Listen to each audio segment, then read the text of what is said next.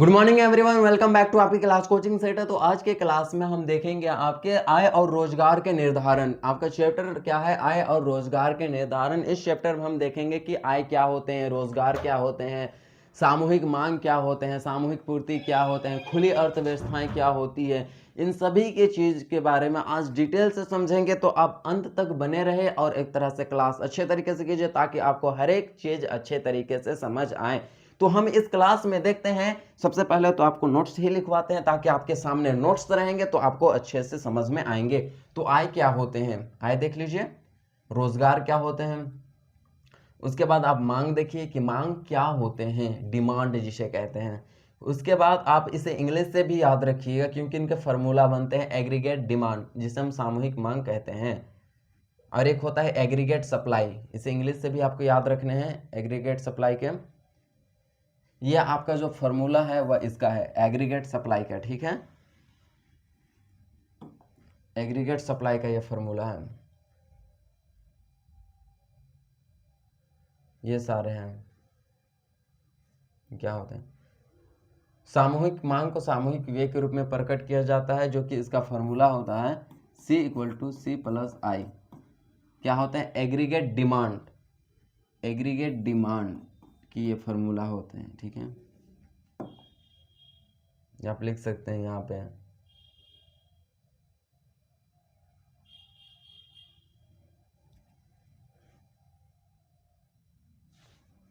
सामूहिक मांग के घटक के बारे में देखेंगे, ये सारे सब आपके सामूहिक मांग के घटक हैं। उसके बाद खुली अर्थव्यवस्था के बारे में समझेंगे, खुली अर्थव्यवस्था क्या है, शुद्ध निर्यात क्या है, इसके बारे में देखेंगे शुद्ध निर्यात। तो इन सभी टॉपिक के बारे में इस क्लास में डिटेल से समझेंगे और आपको कहीं नहीं जाना है, चुपचाप से बैठ करके क्लास करने हैं और हर एक चीज़ों को समझना है। आपको समझ नहीं आए जहाँ पे वो आपको डाउट्स करना है, आपको है तो आप कमेंट्स कीजिए, आपको हमको लिख के भेज दे कि यहाँ पे आपका डाउट्स है। मैं कोशिश करूँगा कि आपका सारे डाउट्स या अनअंडरस्टैंडिंग को समझाने का, हल करने की कोशिश करूंगा, ठीक है। तो हम इस क्लास को फिर ज़्यादा बकवास ना करते हुए हम स्टार्ट करते हैं अपने लेक्चर क्लास को, ठीक है। तो चलिए हम समझते हैं सबसे पहला आय। तो आय क्या होते हैं, आपको हर एक टॉपिक्स के बारे में बेहतर से समझना है। आप वहां पे नोट्स तो लिखवा दिए हैं तो आप टॉपिक देखिए और नोट्स लिखिए और टॉपिक देखिए। आय क्या होते हैं, तो आय का क्या अर्थ होता है, जब कोई व्यक्ति कोई भी काम करता है, जैसे कि वह उत्पादन भी कर सकता है, वह निवेश भी कर सकता है, वह क्या कर सकता है, काम भी कर सकता है, तो उससे जो उसे धन की प्राप्ति होती है उसे ही हम क्या कहते हैं, आय। आप जानते हैं आय कमाने के लिए, आप सोचिए खुद, मेरे परिभाषा या तो मेरे बोले हुए बातों पर विश्वास न कीजिए, आप खुद सोचिए कि आय क्या है। आपको आय की प्राप्ति कैसे होती है, आपको आय क्या है, जब आप कोई काम करेंगे या तो कोई कुछ चीज़ का उत्पादन करेंगे या खेती बाड़ी करेंगे तो उसको बेचेंगे तो उससे जो पैसा, जो धन मिलेगा तो वही तो आपका आय हो गया, वही तो आय हो गया ना। आय तो यही हो गए। तो आय को के बारे में कुछ बताना है, बस यही थे। अब उसके बाद होता है रोजगार। आय के बारे में तो आप समझ गए। अब हम समझते हैं कि रोजगार, बहुत कोई बेरोजगार है जिसे चाहिए रोजगार। तो रोजगार का अर्थ ही होता है व्यवसाय। व्यवसाय अलग अलग भी हो सकते हैं, किन्हीं का व्यवसाय हो सकते हैं कपड़ा का दुकान खोल लेंगे, कोई खोल लेंगे सैलून खोल लेंगे, कोई खोल लेंगे बड़े से मॉल खोल लेंगे, तो वो क्या है, उनके लिए रोजगार है। अब वहाँ बहुत सारे मॉल में कर्मचारियाँ होंगे, कर्मचारी यानी कि जो होंगे, कर्मचारी होंगे, काम करने वाले, बिलिंग करने वाले, तो वो भी उन्हें क्या मिलेंगे, रोजगार। तो अलग अलग व्यक्ति के रोजगार अलग अलग हो सकते हैं। रोजगार का अर्थ मतलब व्यवसाय जो कि अलग अलग व्यक्ति के अलग अलग हो सकते हैं, और जब हम रोजगार करते हैं तो हमें क्या की प्राप्ति होती है, आय की प्राप्ति होती है। तो रोजगार और आय एक दूसरे से जुड़े हुए हैं। जब हम रोजगार मेरे पास रहेंगे तो आय मिलेंगे, रोजगार नहीं रहेंगे तो आय नहीं मिलेंगे। और आय कैसे प्राप्ति की जा सकती है, तो आय की प्राप्ति हम कर सकते हैं काम करके, और काम को क्या कहते हैं, हम रोजगार कहते हैं। रोजगार रहेंगे तब ना। आपको समझ में आ गया, कहीं पे दिक्कत या डाउट्स नहीं? चलिए आगे बढ़ते हैं। तो ये होते हैं रोजगार, आय और रोजगार, जिसे तो आपको जानना था। एक होता है आपका मांग, ये भी आपको जानना है, जिसे इंग्लिश में कहते हैं डिमांड। डिमांड क्या कहते हैं इंग्लिश में से डिमांड कहते हैं। मांग या तो फिर डिमांड, मांग या तो फिर डिमांड क्या होती है, आपको बहुत ही सरल और समझने की आवश्यकता है कि मांग का अर्थ होता है कि कोई भी वस्तु एवं सेवाओं को हमें खरीदने की इच्छा मांग कहलाती है। जैसे कि कीमत कोई भी हो सकते हैं, दाम अलग भी हो सकता है। मान के चलिए एक है हमारा कार क्रेटा,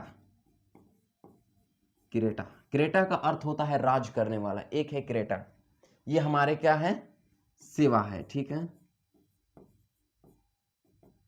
जैसे कि हमें सेवा देते हैं। एक हो गया हमें खरीदना है जूता, जूता, ये क्या है, वस्तु है, ठीक है। मान के चलिए ये दोनों, तो जब हमें इसका कीमत ज्यादा होंगे, मान के चलिए इसका 500 होंगे, मानते हैं ये वास्तविकता में नहीं, इनके 100 होंगे। कीमत कुछ भी है लेकिन हमें इन दोनों को, मुझे खरीदने की इच्छा है, आपको खरीदने की इच्छा है, वही हो गया मांग। मांग हो गया, कीमत चाहे कुछ भी रहे लेकिन कोई भी व्यक्ति को वस्तु और सेवा खरीदने की इच्छा होता है तो वही क्या कहलाता है, आपका मांग कहलाता है, यानी कि डिमांड कहलाता है, ठीक है। तो यही होते हैं आपके मांग और डिमांड। आपको क्या अच्छे से समझ आ गया? तो आय क्या है ये बता दिए, डिमांड क्या है ये भी आपको अच्छे तरीके से समझ में आ गया। अब हम देखते हैं कि सामूहिक मांग क्या होते हैं, ये भी क्वेश्चन में पूछे जाते हैं। सामूहिक मांग क्या होते हैं, सामूहिक का मांग क्या होते हैं, हम देखते हैं कि सामूहिक मांग, ये आपके नंबर 1 थे, नंबर 2 टॉपिक थे और नंबर 3 आपके थे, और आपका नंबर 4 जो टॉपिक होगा वह होगा सामूहिक मांग। सामूहिक मांग, जिसे इंग्लिश से भी याद रखना है, इसे एग्रीगेट, एग्रीगेट डिमांड।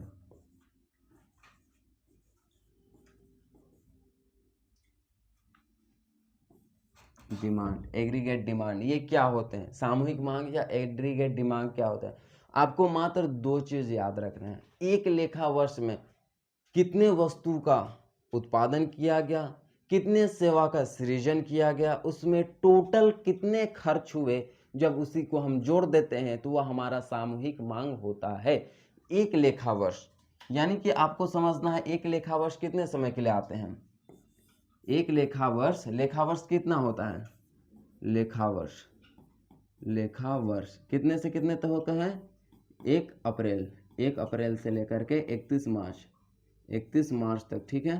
तो इतना समझ आए। तो 1 अप्रैल से 31 मार्च के अंतर्गत हम देखते हैं कि कितने वस्तु का, कितने वस्तु का, ठीक है, वस्तु का हम क्या किए, उत्पादन किए, उत्पादन किए, कितने वस्तु का उत्पादन किए और कितने सेवा का, सेवा का हम क्या किए, सृजन किए, सृजन या तो फिर उत्पादन किए।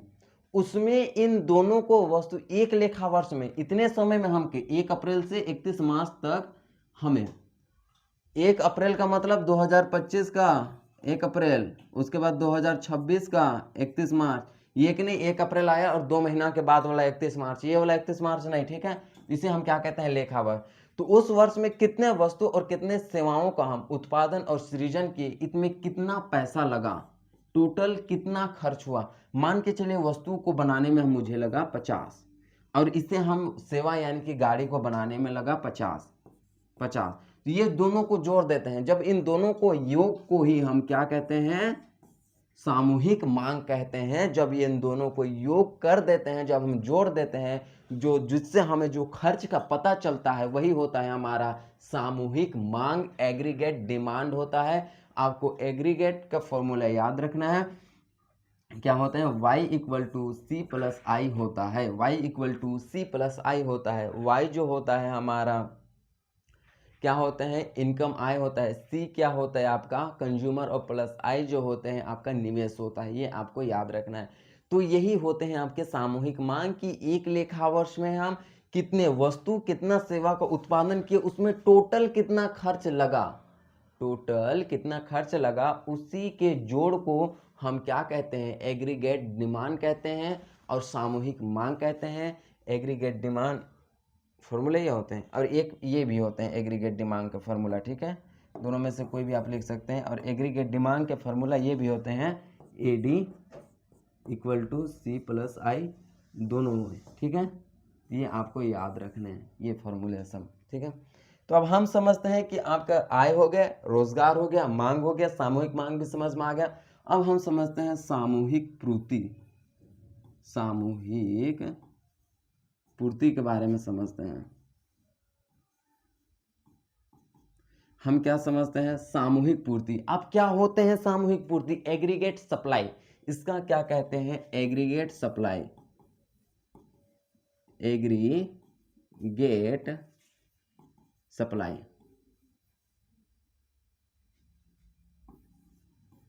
एग्रीगेट सप्लाई, ठीक है। तो एग्रीगेट सप्लाई क्या होते हैं इंग्लिश में, ठीक है। तो सामूहिक पूर्ति क्या होते हैं कि एक उत्पादक के द्वारा जब वस्तु इस सेवाओं का को पूरा करता है तो वही हमारा सामूहिक पूर्ति होता है। कुल पूर्ति को ही सामूहिक पूर्ति कहते हैं। कैसे? मैं एक उत्पादक हूं, आप यह उत्पादक है। उत्पादक कौन? जो उत्पादन करता है। तो मैं उत्पादक हूं या तो फिर आप भी उत्पादक हो सकते हैं।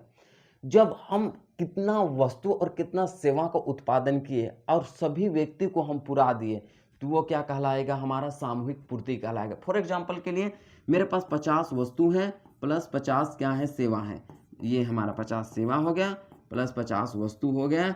अब हम इसे जा करके कहाँ पे? बाजार में पूरा कर दिए, बाजार में जा करके पूरा कर दिए। 50 व्यक्ति यानी कि जब हम 100 वस्तु एवं सेवाओं को 50 व्यक्तियों के 50 व्यक्ति हैं और 50 व्यक्तियों के लिए हम पूरा कर देते हैं तो वही हमारा क्या कहलाता है? सामूहिक पूर्ति कहलाता है। शॉर्ट भाषा में आप समझ लिए, सामूहिक अर्थव्यवस्था में सामूहिक पूर्ति वह चीज होते हैं, वस्तु एवं सेवाओं के कुल पूर्ति को ही हम क्या कहते हैं? सामूहिक पूर्ति या तो फिर एग्रीगेट सप्लाई कहा जाता है। आपको यह बहुत ही अच्छे तरीके से समझ आए होंगे।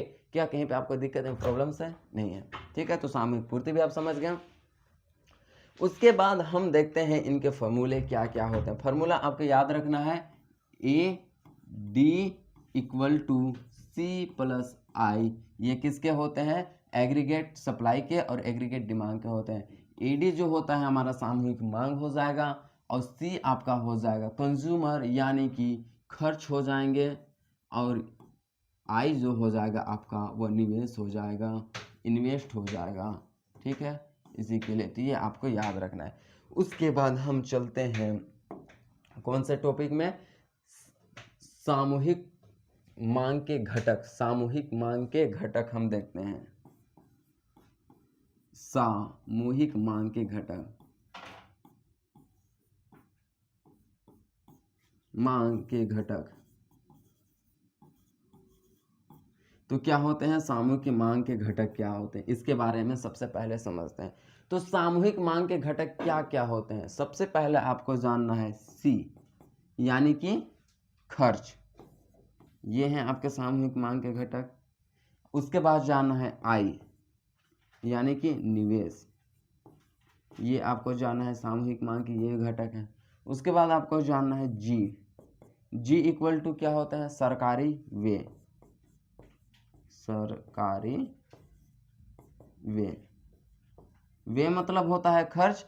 हम इसे व्यय खर्च या तो फिर व्यय भी लिख सकते हैं, ठीक है।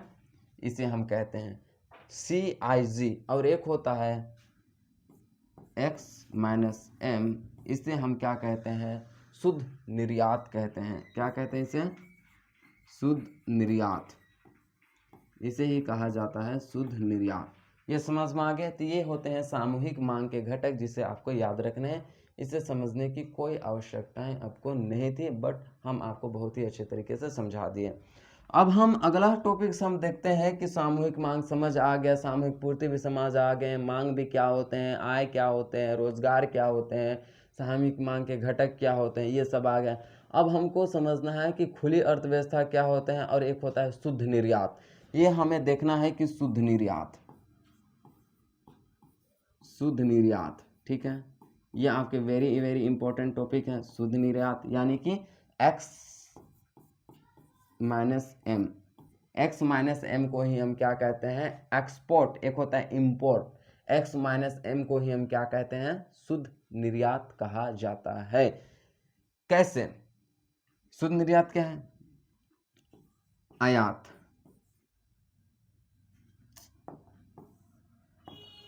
हम क्या कहते हैं एक्सपोर्ट करते हैं। इंपोर्ट, इंपोर्ट मीन्स मंगाना। निर्यात, और एक होता है आयात। निर्यात और आयात के बीच के अंतर को ही, निर्यात एवं आयात के बीच के अंतर को ही हम क्या कहते हैं शुद्ध निर्यात कहा जाता है। जैसे कि 75 पीस हम कोई वस्तु मंगाए दूसरे देश से, और हमारे देश से 50 वस्तु भेजे दूसरे देश में बेचने के लिए, तो इन दोनों के बीच का अंतर कितना है 25 है। तो इन्हीं को हम क्या कहेंगे x minus y x minus m, जिससे हम क्या कहते हैं शुद्ध निर्यात कहते हैं। आपको याद रखने हैं x माइनस एम यह एक शुद्ध निर्यात होता है, जो कि निर्यात और आयात के बीच के अंतर को ही शुद्ध निर्यात कहते हैं। ये आपको समझ में आ गया? तो क्या इतने तक आपको कहीं पे भी डाउट्स हैं तो आप कमेंट्स कर सकते हैं और हमें बता सकते हैं, हम फिर से हम सुधारने की और आपको अच्छे से तरीके से समझाने की कोशिश करेंगे। तो फिर हम अगला टॉपिक्स देखते हैं। अगला जो होता है हमारे एक होता है खुली अर्थव्यवस्था। कुछ नहीं है खुली अर्थव्यवस्था, खुली अर्थव्यवस्था ये कुछ नहीं है। बस आपको एक चीज जानना है कि प्रतिभूति यानी कि बॉन्ड पेपर का खरीद बिक्री करना खुली अर्थव्यवस्था कहलाता है। विश्वव्यापी वैश्विक स्तर पर जब कोई देश, दो से अधिक देश आपस में लेन देन करते हैं तो वह हमारा खुली अर्थव्यवस्था होते हैं।